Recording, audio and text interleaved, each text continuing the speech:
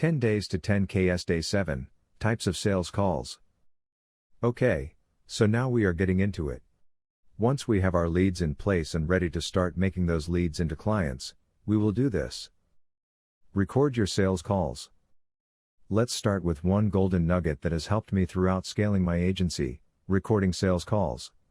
This is a trick that I picked up from Cardone, who recorded all of his sales calls in his early days to go back to them later and improve his own selling. Record all of your sales calls when you are taking them and produce a transcript. This can quickly be done by using Loom screen recording software, which will transcribe everything for you. Giving feedback.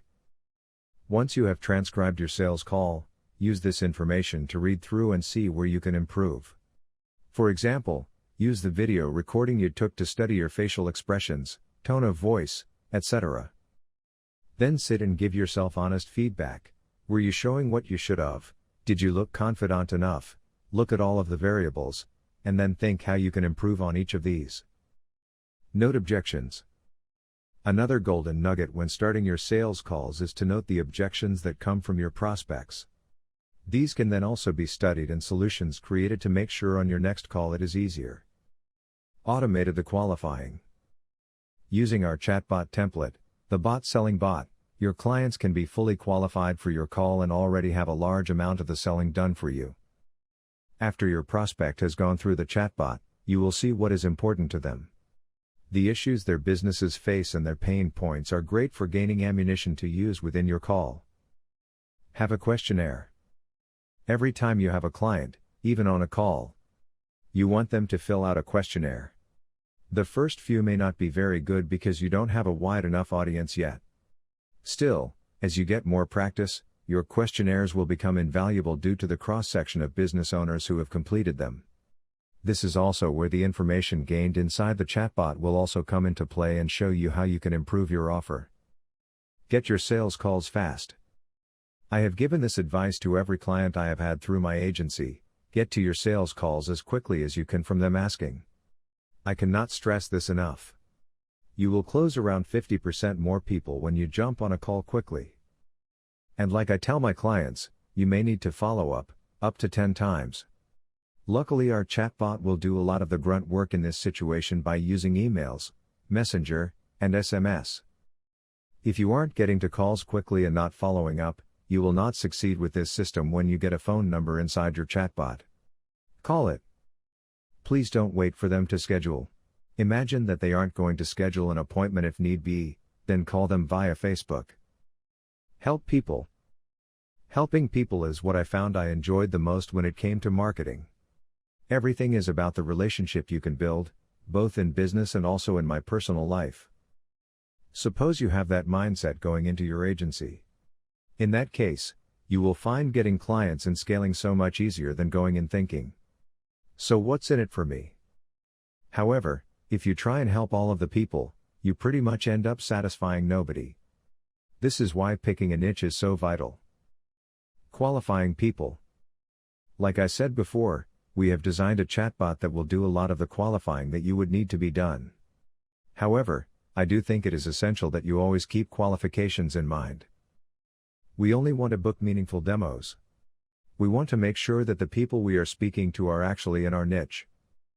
These are people who need the help you are offering, and once you get onto the demo, you can walk them through all of the steps to make their business a success. A two-step process. Many agencies use a two-step process to gain their clients. The first is a discovery call to find out the qualified clients, and the second, a demo call. And even though your chatbot will be doing a lot of the heavy lifting for you, I would still suggest jumping on a call. Your first call will help you pad out your prospects' needs, expand on what they have already answered, build trust, and put a face to the name. Another massive bonus from your first call is you can dig a little deeper into their pain points and know what is needed to solve them. You can also use the opportunity to confirm your demo call with them and increase the probability of them showing up for your demo. Keep your first calls friendly and straightforward. There is no need to deep dive at all. All you want to do is build rapport. Preparing a script. When I say have a script prepared, I don't mean something that you will read from. Instead, your script should be more of an outline that you want to cover. Any terms or phrases that you have picked up in the niche and previous objections mean that you are fully prepared when you make a call and can brush over the script to ensure that you have covered what you want to cover. Your script can be used a little like a safety net. You may not need it, but it will help to give you the correct mindset when it is there. You want to have a winning mindset when talking about how you can help, which will put your prospect at ease knowing that you are an authority. Inbound calls. As you begin to build your agency and reputation, it won't be uncommon for you to start receiving inbound calls from prospects. Of course, inbound calls can also happen from paid ads where you contact us within the chatbot. If you are receiving inbound calls, these are from warm leads, which means you have to treat them like warm leads. And the thing to remember about warm leads is they are going to be buying from someone. This means it is pretty often that yours isn't the only call they are planning on making. The only question is, will they be buying from you? Tips to success with inbound calls. Okay, so the things to think about during incoming calls. Firstly, you want to take your time and dive into why they called. Don't try and rush your inbound calls. As I said, they are buying from somebody, and we want it to be you. When you have an inbound call, you don't need to pique their interest. You have all of the leverage. Take your time and build your rapport with these prospects. 2 conversations that can help are the weather, where they are, or the location. Nothing too heavy when making rapport. Dive into their pain points. 90% of inbound calls will have a pain point. The other 10% are window shopping. By understanding your niche, they will open up to your pain points. It will feel to them that they are talking to somebody from the same industry. When you are speaking to your prospect, come from an abundance mindset. Run through everything. Whenever you are on a call, you are selling 2 things. Firstly, you are selling yourself, and then you're selling the demo. At this point, you aren't selling a price. You aren't talking about Facebook ads, chatbots, funnels. None of that stuff matters at this point. If they ask questions, you have to stay vague with it. Yeah, we do everything from Google Ads to Facebook to YouTube to whatever the question is. Tell them that you are asking them questions because you want to find out precisely what they need and what system would bring the best results for them. Questions like, how much does it cost? It can be answered vaguely, with things like, great question, some people have paid us $100, and some have paid us $10,000 a month. It depends on the systems that are put into place. The first thing that we have to ensure is that we have the right system you are looking for and work together. I never lose people on money. I lose people on value. If you do not value what I am showing you. So let's put money aside and get into it. This is also another great reason to keep your script and notes with you, because in your notes, you have objects written down. Now I don't want you to be stuck handling objections, but you can get past any complaints as you talk to your prospect with those written down. I consider an inbound call when somebody has come through my ad, taken the time to answer my chatbot, and booked an appointment with me.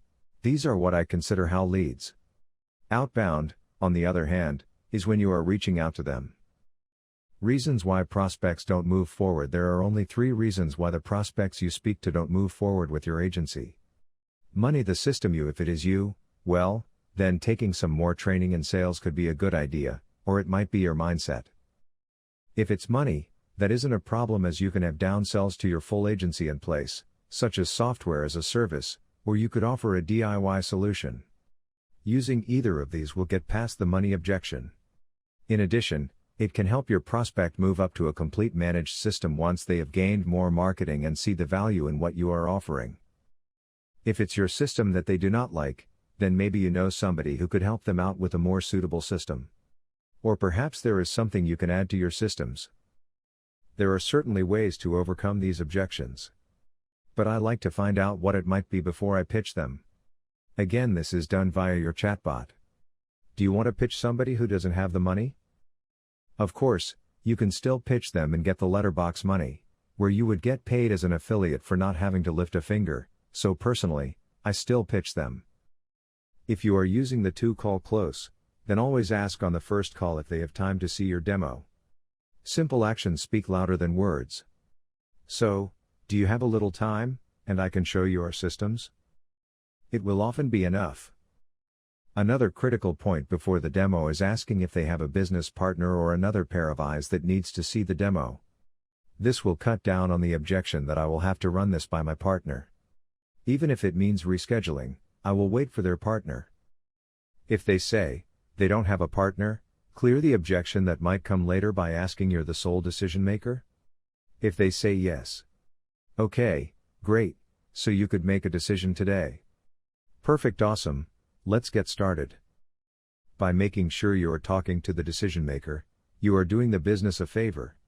One partner is out and spends $1,000 per month without consultation.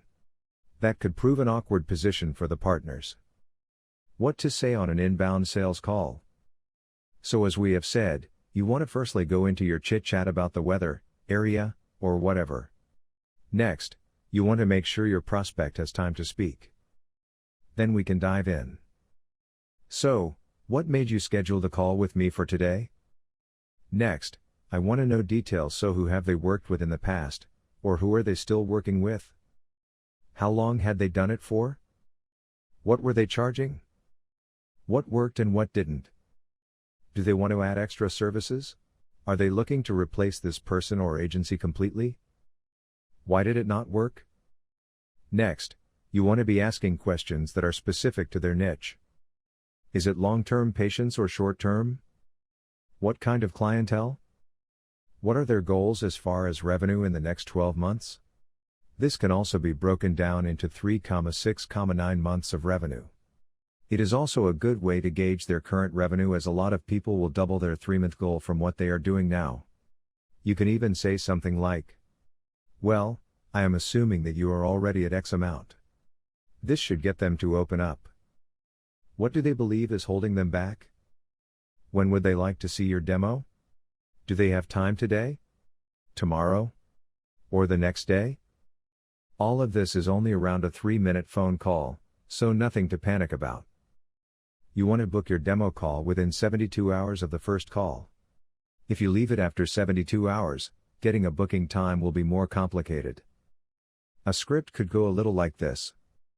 Hey Mr. Realtor. This is Sean, just wanted to reach out to you. I saw that you responded to one of our Facebook advertisements for your business. Yeah, it just popped up. It sounded interesting. Awesome. You know, I just want to be careful with my time, and I want to respect your time as well.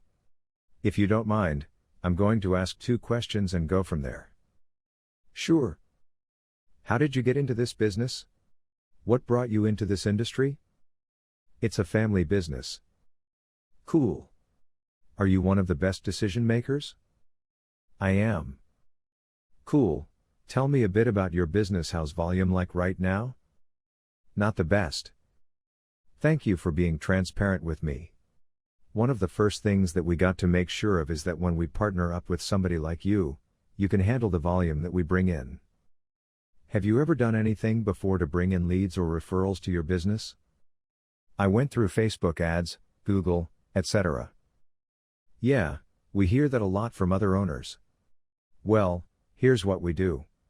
First, we work with business owners just like yourself, and we generate referrals and leads. Then, we use our own software to get those leads straight to you and through your Messenger, SMS, and email. How does that sound? Yeah, sounds good.